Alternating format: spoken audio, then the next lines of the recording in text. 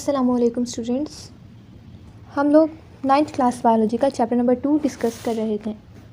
उम्मीद है आप लोगों को लेक्चर्स अब तक समझ आए होंगे। ठीक है, now we will discuss about the theory, law and principle. ठीक है, सबसे पहले देख लेते हैं कि व्हाट इज़ थ्योरी। कह रहे हैं कि scientist use the word theory in a very different way than non scientist. ठीक है, when many people say I have a theory they really mean I have a guess. Scientific theories, on the other hand, are well-tested scientific explanations of natural phenomena।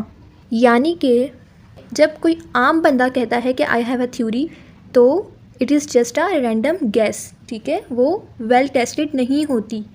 लेकिन जब एक scientist theory का word use करता है तो उसका मतलब होता है कि उसने उस थ्योरी पर बहुत ज़्यादा एक्सपेरिमेंट्स किए गए हैं, वो वेल टेस्टेड एक्सप्लेनेशन है। ठीक है, so what is theory? It is well-tested and highly reliable scientific explanation of natural phenomena. ठीक है, for example, theory of evolution. Next is law and principle.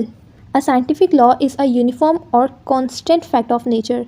It is virtually an irrefutable theory. So, what is law and principle? A scientific law is a uniform or constant fact of nature. ठीक है, theory is the explanation of the natural phenomena, जबकि law is the fact, constant fact of nature.